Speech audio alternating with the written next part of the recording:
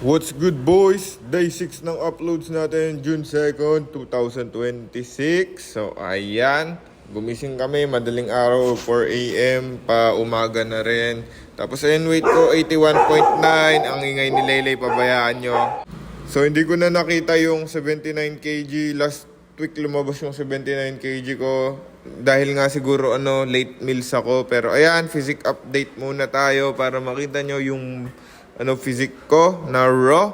So, posing para maalala ko ulit paano mag-pose ng mga classic physique. Sana lumaki pa yung quads ko kasi ayun, pag naka-side malaki yung quads ko, pero pag yung outer sweep or yung lateral quad or yung vastus lateralis, kailangan pang lumaki. Pero pag naka-side solid yung legs ko, maganda siya.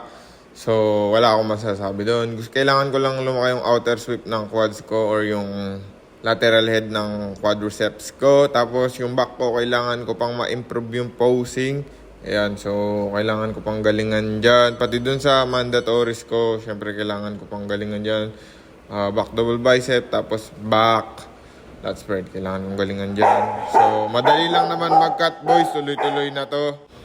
Kaya, ayun, samahan nyo ako sa journey na to.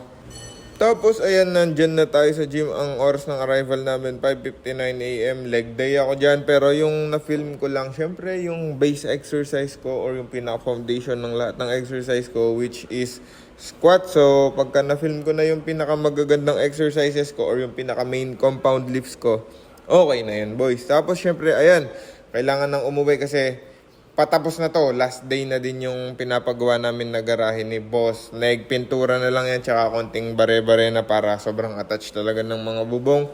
Tapos ayan, si Billy at si Leylay, maglalaro na sila sa harap. Pero ngayong araw na to, sobrang ulan. Tapos, last meal of the day, paalam boys.